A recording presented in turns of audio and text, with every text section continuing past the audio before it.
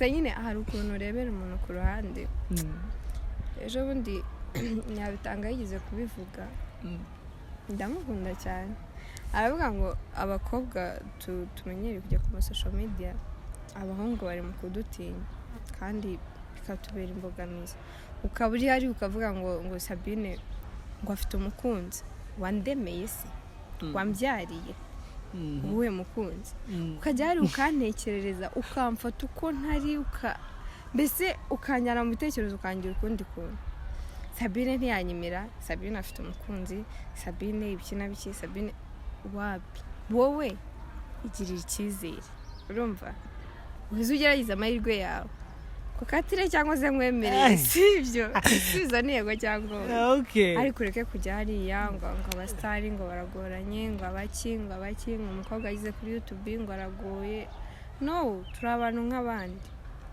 ndizera ko ufite no kwitabira Miss Mulangi ya 2023 yego nkande hajaji cyangwa protocol ugute se buriya abantu bari bafite ijwi rya Sabine se babacisi ubaciye intege ne bari kumara njye nabwiye ko zitabira nyambe babwiye ko zitabira kubera iki se buri utazitabira nagakuyemo kubera iki bwo no sinza wongeye gukora iki none se we kandi urabikwiriye rega rira kampo nje nari nabonaga unarikwiriye buriya bitewe n'ibikorwa ubufite maze no kurenza ibiro abuza ngo bafatira kuri 60 none niba ngeze muri 80 ese buriya hagati ya Papa Legend na Sam ubona rinde umustar nawe na umustar vuga ngo ubona rinde ukunzwe kurushona muri make ubona rinde era umustar nzi Yesu gusa umuntu ukunzwe kandi nemera ni Sam kubera ko Sam ariko ntiyemere Sam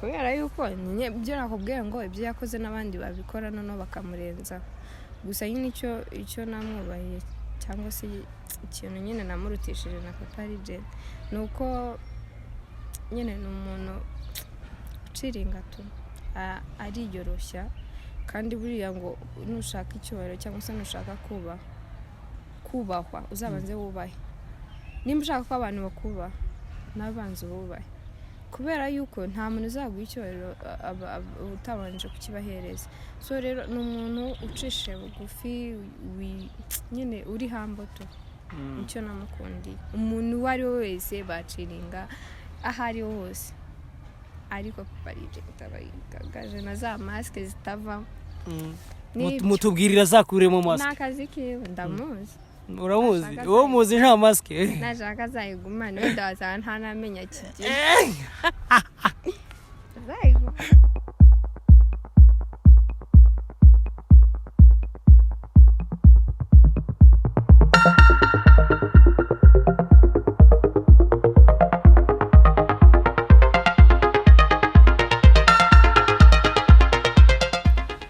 Hey yo, it's your boy Chris back again on Sam TV1 show the world of entertainment.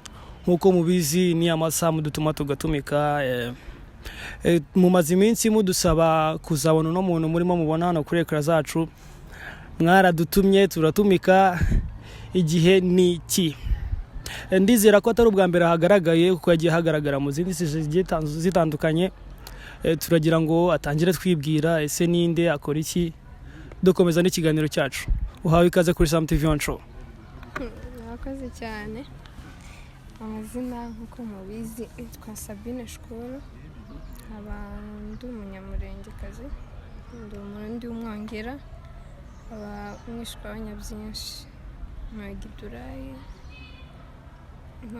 ndacuruza iduka ari abanyagihugu ibyo ngibyo urakoze cyane tuguhaye ikaze nanone kuri ekra za Sam TV1 show abakunzi ba Sam TV1 show bagiye bagukenera hirya no hino bagiye bakurikirana ibintu byawe imirimo ugenda ukora hirya no hino nabo bifuza ko twazakuganiriza hano kuko n'abakunzi bacu n'abafana bacu still nkuko nabo bamwe ari abafana bawe dushaka ko nabagukurikira ngaha wenda batara abafana bawe bagiye kugukurikira bitewe n'ibikorwa ugenda ukora hirya no hino tukira aho ngaho tugaruke ku gikorwa uheruka gukora cyerekeranye no gufasha ni igikorwa kitabaye bwa mbere ni nk'igikorwa uhora ukora nabyita ngarukamwaka cyangwa se igihe wenda ushobojwe turagira ngo tubwire ese nkawe nka Sabine wabyumvishemo ryari uwo mutima wakujemo ryari ni ibiki bigusaba ni ibiki bigufata kugira ngo ubashe gukora imirimo nk'iriya urakoze cyane gukora ibikorwa nka kiriya nimba nabyita umuhamagara nimba nabyita gute gusa nyine ni ibintu bimbamo just ndabikunda kandi mba numva nabikundisha n'abandi kubera yuko mfasha ubwoko mfasha abababaye kandi nubwo nyine ubushobozi buba bugoye ariko I try my best mba numva nyine nabaho mbereye abandi umumaro nabaho mbereye umuntu umwe ibyishimo akaba asekuye umunsi kubera njye akarya icyumweru kubera njyewe rero ibyo bintu nyine bituma binyongerera imbaraga numva nyine muri duke mfite na bagenzi banjye yuko twadusangira tukadusangiza n'abandi urakoze cyane wenda abagukurikiye aha ngaha bari kwibaza se Sabine ko tumubona uno munsi ari wenyine kandi Sabine tudakunda kumubona ari wenyine bakibaza se mugenzi wawe ari he ari mu mirimo yagoye ubundi twe tuboneka muri weekend kandi like Sunday nibwo tubona off rero biragoye bumva nyine nigomwe cyane ntabwo yabashe kuboneka buriya abantu bitewe n'ukuntu babona ahantu henshi muba muri kumwe mu bikorwa mugenda mukora kenshi muba muri kumwe nduzi ko wenda n'abatabakurikira bagenda bakurikiye kuri channel yabo yitwa Sabine and Anita ni channel bagenda bacishaho ibikorwa byabo wenda abantu bakomeza bakibaza se buriya Sabine na Anita baravukana n'abavandimwe ntabwo tuvukana just ni kubise ntabwo tuvukana njye na Anita ni umusegege njye nkaba ndi umwongera urumva nta nubwo duhuye gusa turi inshuti twamenyanye kubera Miss Murenge tuba inshuti byihariye kubera ibikorwa dukora rero ubwo nibwo bushuti bwacu tugirana inama turasabana ariko ntabwo tuvukana gusa turaturanye nawe twegidoranye ugarutse ati mwamenyanye mu gikorwa cya Miss Murenge twari dufite kukigarukaho kuko uri umwe mu barikazi b'abanyamurenge bigiriye icyizere bakabasha kujya kwitabira ishanwa rya Miss Murenge tuza kugaruka no kuganiraho gatoya tukiri aho ngaho wenda umuntu yakwibaza se ni iki wumva cyatumye ubushuti bwawe na Anita bukomera cyane ikintu cyatumye bukomera cyane ni ibikorwa dukora kubera yuko ntago twize ducika intege ntago turafatikanya muri byose iyo ncitse intege aranzamura yacika intege nkamuzamura rero bigenda birushaho nyine gukomeza umubano wanjye nawe rero ni igikorwa muri rusange kuko nta bindi bintu byinshi duhuriraho abantu bakibaza dise bati Sabine afasha abanyamurenge gusa cyangwa Sabine ni wa muntu ukora atitaye ku bwoko njyewe mfasha abanyamurenge kenshi 80% ariko nanone 20% undi muntu ku ruhande kuko njye nkunda ikiremwamuntu muri rusange nyuma y'aho ngaho twakibaza se buriya Sabine nyuma y'ibyo byose Sabine ni muntu ki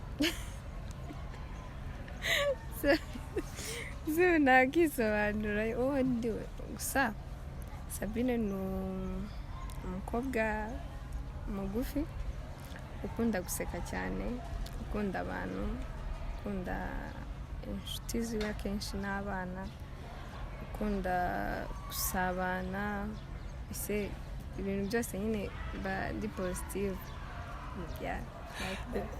twakibaza se buriya Sabine arubatse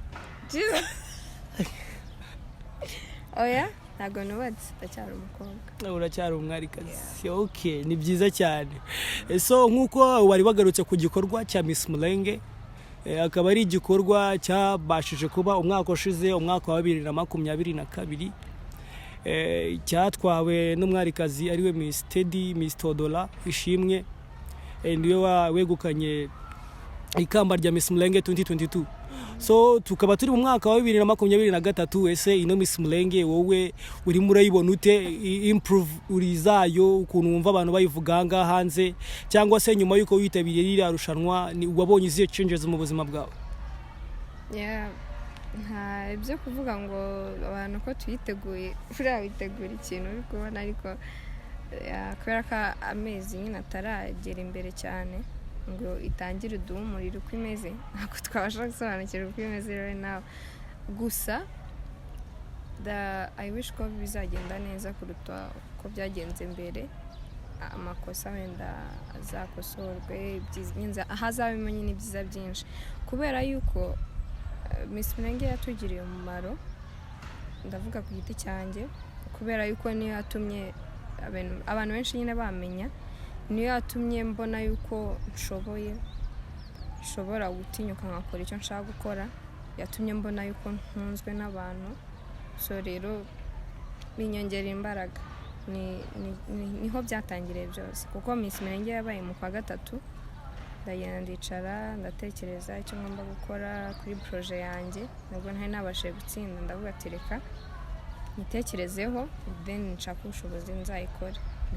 Ntangiye kuyikora mu kwa gatanu ariko urumva ko byahereye muri Miss Mulenge.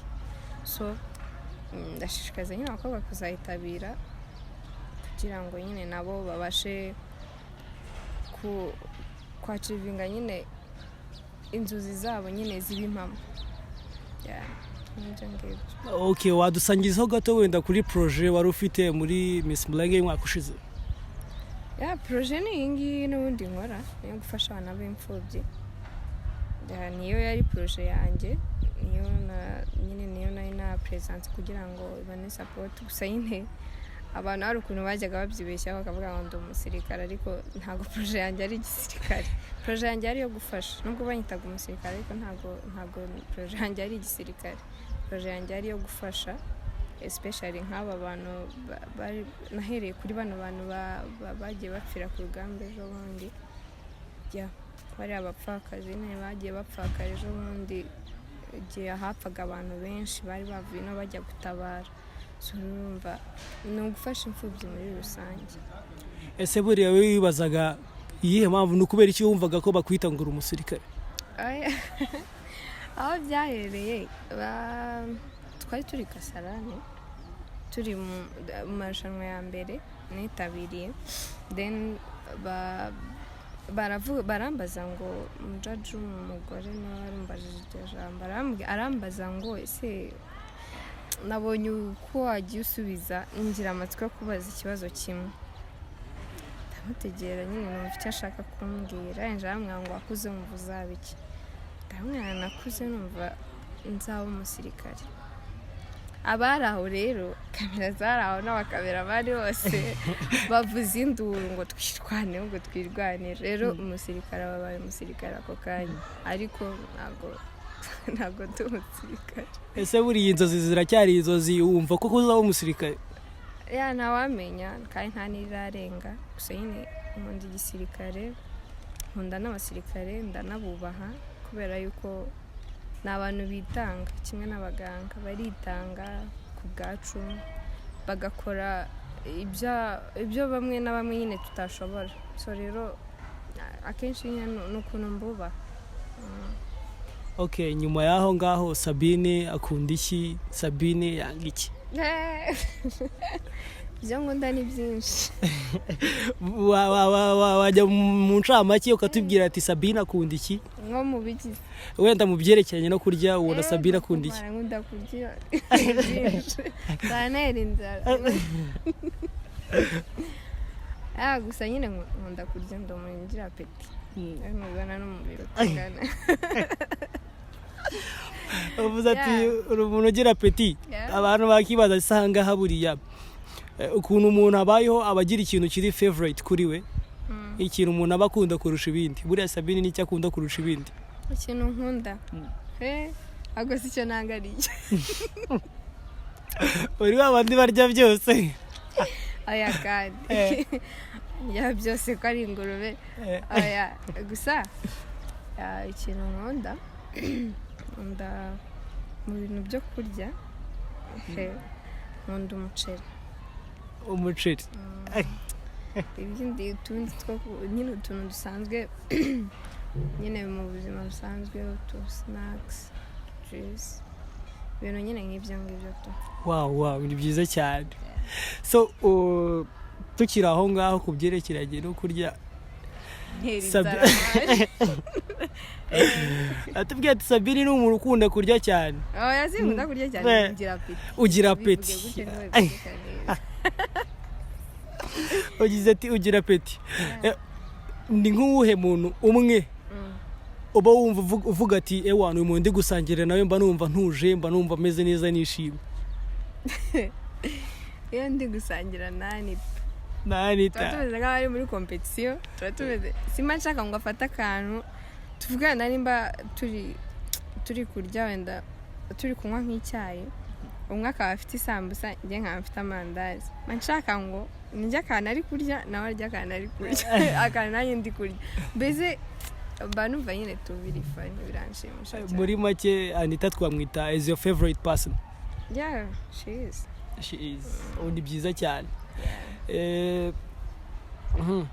twashaka kumenya se Sabine ni ihe mikino akunda kwisangamo cyane urabona ndi umuntu ukora siporo koko kubera ko atubwiye ko inzozi zawe ari kuba umusirikare kandi buriya abasirikare benshi bari abantu bakunda siporo ibyo rero nibyo byantindije kujyayo siporo yaragutindije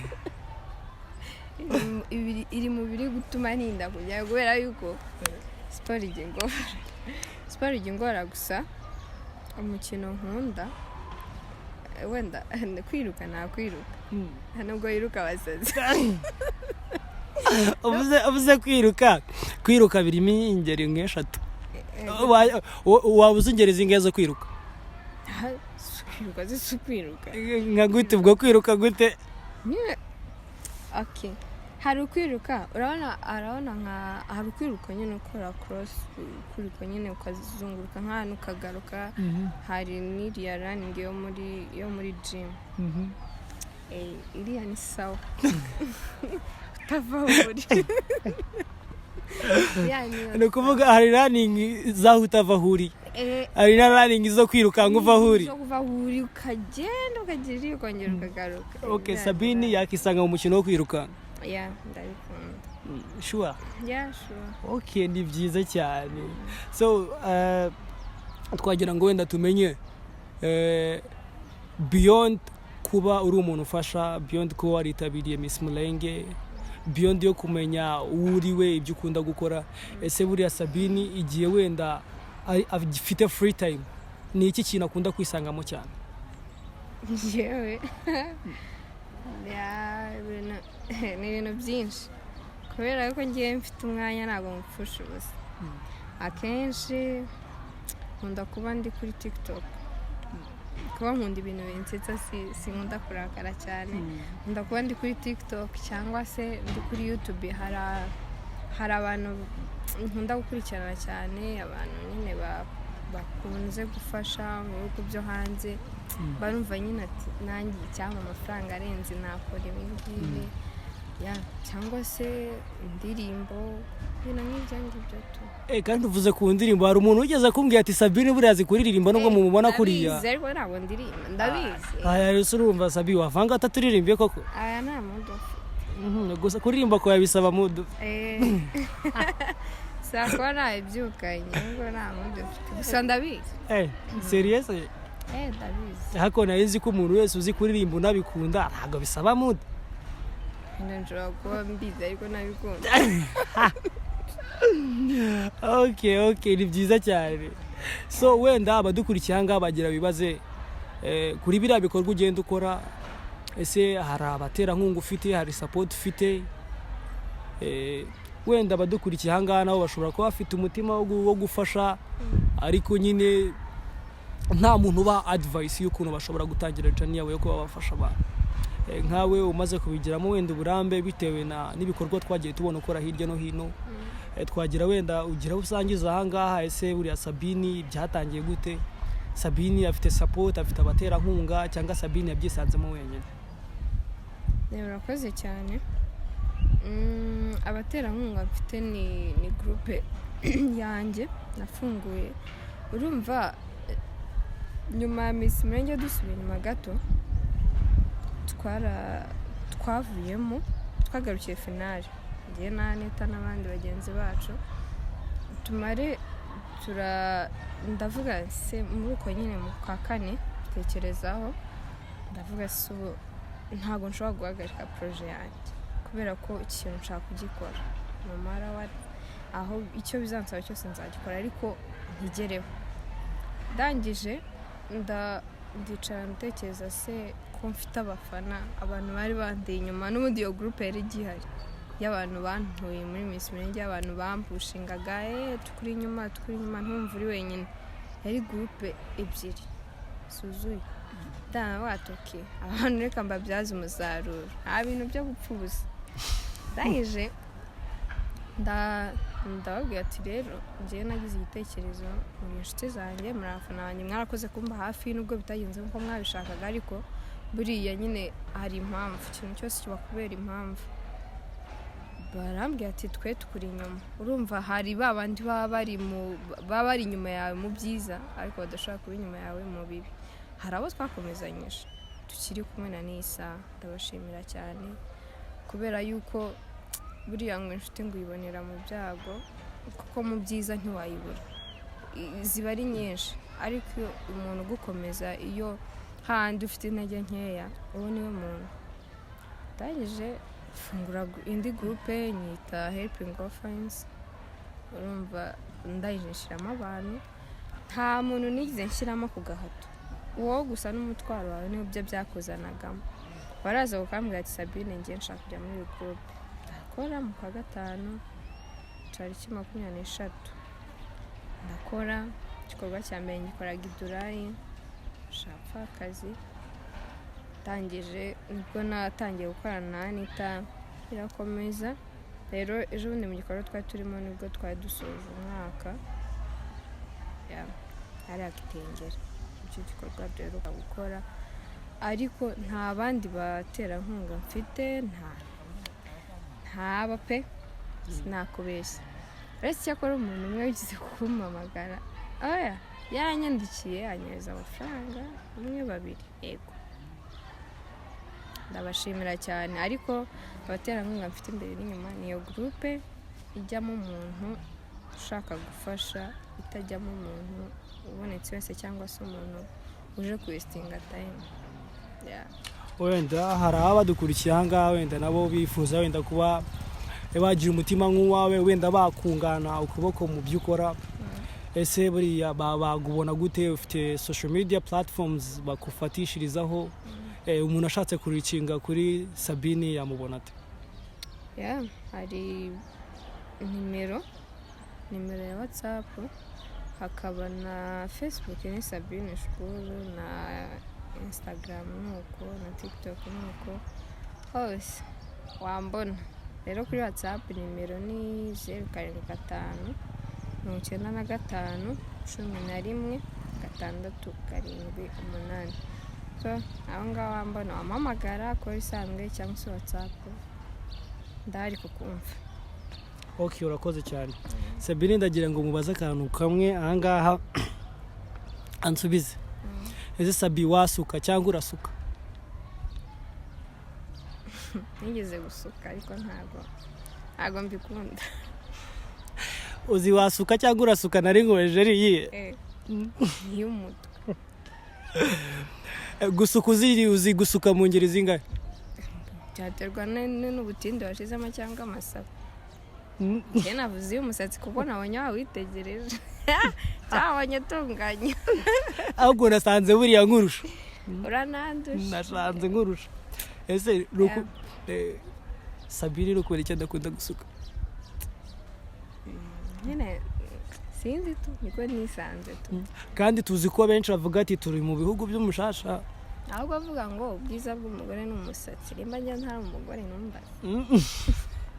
cyangwa ni wa musirikare yabaye umusirikare byaranze byagiye mu maraso gusa nyine umuntu agira ibintu akunda imva nyine bimuhohokeye njye rero kogosha birambohokera cyane ko ntanga ibintu bintwara igihe nkwanga ajya gusuka rwahangaraye muri wapi ibyo ngibyo ntago mbikunda byiza cyane hari umuntu wari urimo uranyongorera hano mu kanya ati Sabine ugira umutubarize se Sabine nta gikwe ego gikoze hari umugabo ntago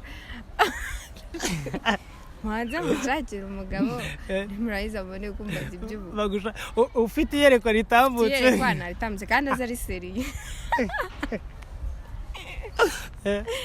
arova umuntu ufite iyerekwana ritambutse ibyo kumbaza ubukwe oya nta bukwe pe ese buriya Sabine ni muto wo kudakora ubukwe oya ntago ndi muto we none se harabura iki harabura umugabo yewe sewe ntago mvise abo muri abasore bose beza barahanga hanze birwakurikirana ibikorwa byawe habuze n'umwe gutwara none bari he cyangwa Sabine kubera yabaye umusirikare tuwe baravuze ati uriya musirikare byagorana habarani abantu kuri mutinyuke murashoboye mutinyuke murashoboye mbyaragize amahirwe yanyu izo kandidatire ndazemera ndazakira gusa nyine hari ukuntu urebera umuntu ku ruhande ejo bundi nyabitanga yigeze kubivuga ndamukunda cyane aravuga ngo abakobwa tumenyere kujya ku social media abahungu bari mu kudutinya kandi bikatubera imbogamizi ukaba uri hari ukavuga ngo Sabine ngo afite umukunzi wandemeye se wambyariye uwe mukunzi ukajya hari ukantekerereza ukamfata uko ntari mbese ukanyara mu bitekerezo ukangira ukundi kuntu Sabine ntiyanyimira Sabine afite umukunzi Sabine ibikina biki Sabine wapi wowe igirira icyizere urumva uzi ugerageza amahirwe yawe kukatire cyangwa se nkwemerere sibyo sizo ntego cyangwa ariko ureke kujya hariya ngo abasitari ngo baragoranye ngo abaki umukobwa agize kuri YouTube ngo aragoye no turi abantu nk'abandi ese buriya Sabine umusitari ntabwo ndi umusitari ni Yesu ndi umusitari kandi abantu bavuga ko uri umusitari ahangaha hanze bakomeze babivuge genzi ko umusitari ari Yesu njye ntabwo ndi umusitari ese buriya ijambo umusitari kuri wowe uryumva gute umuntu njya ukuntu mfata umusitari ni umuntu wakoze ikintu abandi batakoze cyangwa se batakora kuko umbwira ngo uri umusitari tuvuge wenda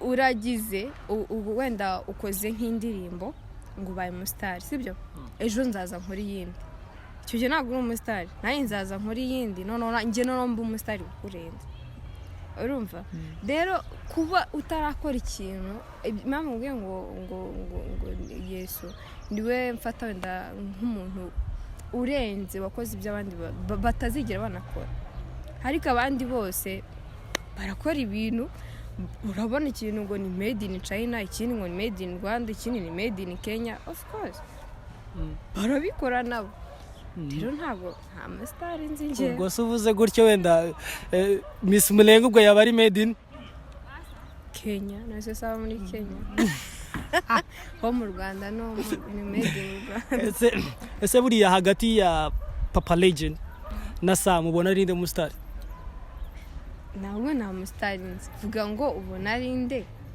ukunzwe kurusha muri make ubona ari nde nta musitari nzi Yesu gusa umuntu ukunzwe kandi nemera ni Sam kubera ko Sam ariko ntiyemere Sam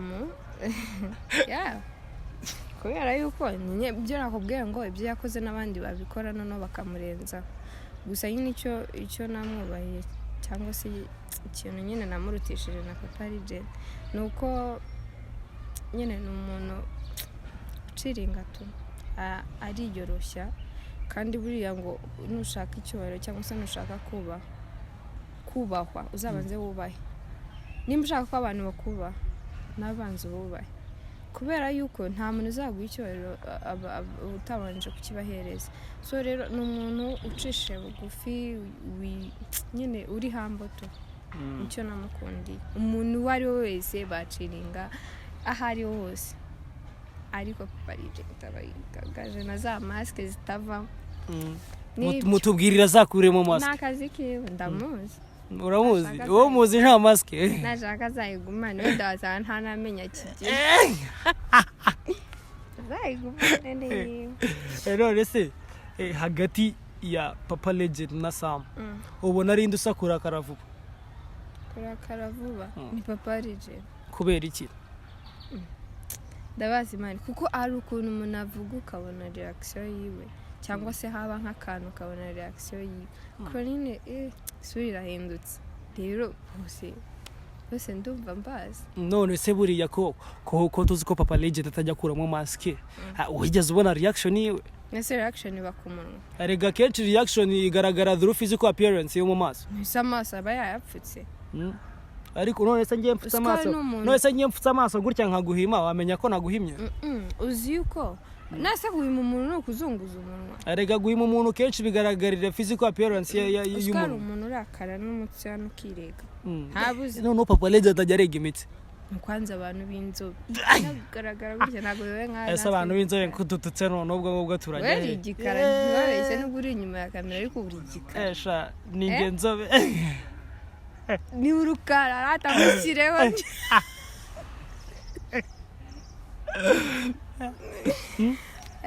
Gusenyera abantu b'inzobe biragoye. Bitabigaragara cyane. Okay. So turagira ngo ugenere ijambo rimwe aba CEO uko ari bombi ari kuri Sam na tugaruke kuri Papa Legend na Dr.Sam. Akaba ari we wa CEO ba Miss Mulenge. Ndizera ko ufite no kwitabira Miss Mulenge ya 2023. Yego. Nkande hajaji cyangwa protocol. Good. Se buriya abantu bari bafite ijwi rya Sabine se ubaciye intege. Ne bari kumara ngerabwe ko zitabira nyambe babwira ko zitabira. Kubera iki se buri utazitabira? Nagakuyemo. Kubera iki bwo? No sinza wongeye gukora iki. None se we kandi urabikwiriye rega rira kampo nje nabonaga unarikwiriye buriya bitewe n'ibikorwa ubufite. Maze no kurenza ibiro. Abuza ngo bafatira kuri 60 none bangeze muri 80. Ako kantu rwose bagombe baturebere ibintu by'ibiro. Nimba bazongera ibiro. Arabari bitinyutse ariko ibyo biro. Ibiro bikomeje kuningo. Gusa rata nta mutima mubi pe. Urumva nari nagiyemo kubera yuko nashaka gukora umushinga wanjye. So rero narawutangiye. Ahubwo na amahirwe abandi bataratangira na nyine batarazamura bya bitekerezo byabo ko nyine bagenda. Urumva nyine haraho nambangamiye kuko ngiye icyo nashakaga naragitangiye. So reka mpereze n'undi muri munange uri inyuma amahirwe kuba yatangira ibyiwe. Yani nkuko ngo abanyamurenge muri rusange kubera yuko wenda Miss ntago yiza ategura ikintu ngo ubone nyine umuntu wese aravuga ati yenyewe dufite Miss ibikina biki. Kuri ubu hari n'umukobwa utazi ngo batoye Miss. Kuri ubu hari n'umukobwa utazi ngo Miss amaze iki yashinzwe iki yakora iki. Rero mu gihe utaranyeganyeza abo bantu nta kiba wakoze. Tukiri aho ngaho Miss Mulenge twumvishe ngo yararushinze. Yararushinze nyine none. Ari amakuru wowe ufite hose buriya. Kubera twagiye tubyumva nyine hirya no hino uti Miss Mulenge tikarabaye. Wewe wabivugaho iki? Kikize. Sisi yubatse ari ikindi nose round usenye. Oya ntago tuzize urusenye. Hari n'abantu bagiye bavuga turebye ati Miss Mulenge ati kubomboka ibiki ibyo bintu urabivuga iki wowe? Oya nta kidasanzwe ari. Nta kidasanzwe yakoze cyane ko ari si umuco se. Nyamurenge umuco wacu uzi ko ari ukubomboka. Ibangahe mama bakoze amako. None muri make yasigasiye umuco. Usigaziye nyine. Gusa buriya mu buzima buri wese aba afite amahitamo yiwe. Ushobora kubona ko iyi nzira ariyo iri beta kuri wowe, ngiye nkabona ko iyi ngiyi ariyo beta kuri njyewe. So ntukayujajenga amahitamo y'umuntu. Buriya nyine niyo yiwe nawe uzakurikira yawe. Ese buriya Sabine asigasira umuco? Yeah, I try. You try. Yeah, kubera yuko njye navukiye mu Rwanda. Njya mbabwira bajya bakomeza kwihangana Ikinyarwanda mvuga ko nanjye ntabwo ari njye ariko dukenzi ndagerageza. Muri make muri ducyuzi ugerageza kudusigasira. Yahiza kudusigasira se nkubeshye ndasigasira byinshi ntafite cyane ntazi. None se ko wari utubwiye ngo kubomboka no gusigasira umuco buriya Sabine nawe azabomboka. Guraje ntago ari mvuze. So nyine ntawamenya. None ari comment nagiye mbona ku zindi YouTube channels zigiye zitandukanye nko kuri Papa Legend abantu bagenda bandika ati Miss Mulenge atwawe n'umwana ngo araruta umugabo we ibintu nk'ibyo ese urabivuga iki? Ntago mbizi kuko bofacu ntago muzi neza. Yanayonye kuri yato. Ese ni ihe reaction yaje muri wowe igiye wumvisha ko byabaye? Nyine urumva ni inshuti yacu n'umukobwa mugenzi wacu ariko ntago byadushimishije muri make ariko nyine mbere ataradusobanura uko byagenze ariko nyine amaze kudusobanura twarabyakire kandi turanaruhuka nyine twari twagize stress kubera ko baratubwiraga ugasanga niwe bari gucyurira ibikina bikino turanamenya n'amakuru ya nyayo ariko nyine ubwita amaze kwivuga uko byagenze avuga ati nuko nyine niyo mahitamo. Ese buriya niki cyari cyarakubabaje kandi yarasigasiye umuco ko ariko wakomeje kutubwira ati oya ikintu cyambabaje nuko nyine nakubwiye nababaye imbere ntaramenya ukuri. Utaramenya ko yasigasiye umuco? Ntaramenya. Igoma none se niyo wa mbere none se ntuza tuvuge nk'urugero ntuza uriya Miss Muyango ntafite umwana yiza akora ubukwe. Oya twe ntabyo tuzi buriya wenda baraza kutubwira muri comment section wera barabitubwira. Elisa nta mufite ni benshi nta gitangaza rero yakoze kubera ko nikamba yari yarita ni nkaho bararubuye ariko nyine amakamba ntabwo barayatanga kuko nta wundi muntu uramusimbura ariko nyine cyari byarangiye nta kintu kibi yakoze. Ese buriya wenda ibomboka rya Miss Mulenge wenda riri mu bintu byatumye se buriya Miss Mulenge wenda yigizwe imbere wowe bibona ute? Niwe wamubomboye se yigizwe imbere gute? Oya wenda ni management yabo bwabo ba nyiri gikorwa mbese wasanga wenda ari byo bakiri kwaranja bitaratungana ariko naho bihuriye gute se. Okay tukaba tunagushimiye ko wagaragaye kuri Dr.Sam TV1 show turagira ngo turimo tugana ku musozo ugira ijambo rimwe ugenera abakunzi bawe bashobora kuba bagukurikiranye hangaha ugire ijambo rimwe ugenera urubyiruko rugenzi rwawe Nyamurenge ndetse ugire n'ijambo rimwe wenda ugenera ubwoko muri rusange tugana ku musozo w'ikiganiro cyacu. Ibyo bintu byose bivuze ijambo rimwe none yajemo ibintu bingahe?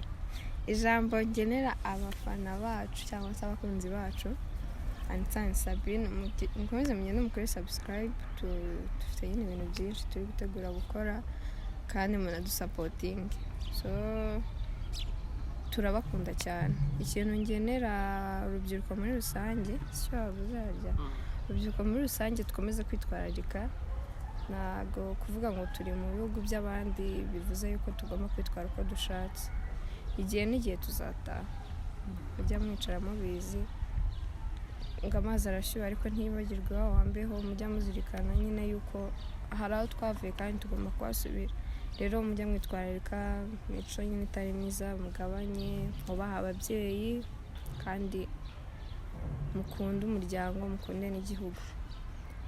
Ikintu nagenera wenda bavuze igihugu nari mvuze ubwoko muri rusange. Ubwoko muri rusange hari ikintu gihari cyo gutanga imisanzu cyo gufasha abari ku rugamba cyangwa se gufasha abari ruguru. Ushobora kuba wenda nta mbaraga ufite cyangwa se nta mwete ufite wo kuba wagenda ngo utabare ariko ugatanga umusanzu wa buri kwezi. Iryo jana iyo 200 uramutse uyatanze ku mukobwa hari ibintu bavuga ngo umuhungu abahungu ni batanga ngo abagabo ni batanga oya n'abakobwa biratureba n'abamama birabareba urubyiruko muri rusange birabareba kubera yuko n'abariyo ni urugero rwacu so rero ushobora gutanga iryo jana ku mukobwa rikaba ryagura kotegisi ebyiri zikamusukuma amezi 2 so urumva rero ni inkunga ikomeye rero gukunda igihugu ntago nyine sinzi uko nabivuga ushobora ufite imbaraga wajya gutabara ariko utanazifite wakoresha umushobozi ufite nonaha ukaba ari cyo wagenera abariyo abashe kurya abashe kwambara babashe kunywa ubuzima bukomeza kuko barahatubereye n'ibyo ngibyo so turagushimiye ko wagaragaye kuri Dr.Sam TV1 show Imana ikuduhera umugisha abakunzi bacu ahangaha turaza kureba ngo muri comment section wenda niba mushaka ko Sabine agaruka ahangaha ari wenyine cyangwa agaruka ari kumwe n'umuntu ahangaha ku ruhande utari Anita tugaruka ati ufite iyerekwa ritambutse umwarikazi wacu ahangaha umunyamurenge ufite iyerekwa ritambutse turabashimiye. It's your boy Chris back again on Sam TV1 show umwe mutuma gatumika reka aho ngo muri comment section mutubwire se ninde mukeneye ubutaha murakoze ciao ciao.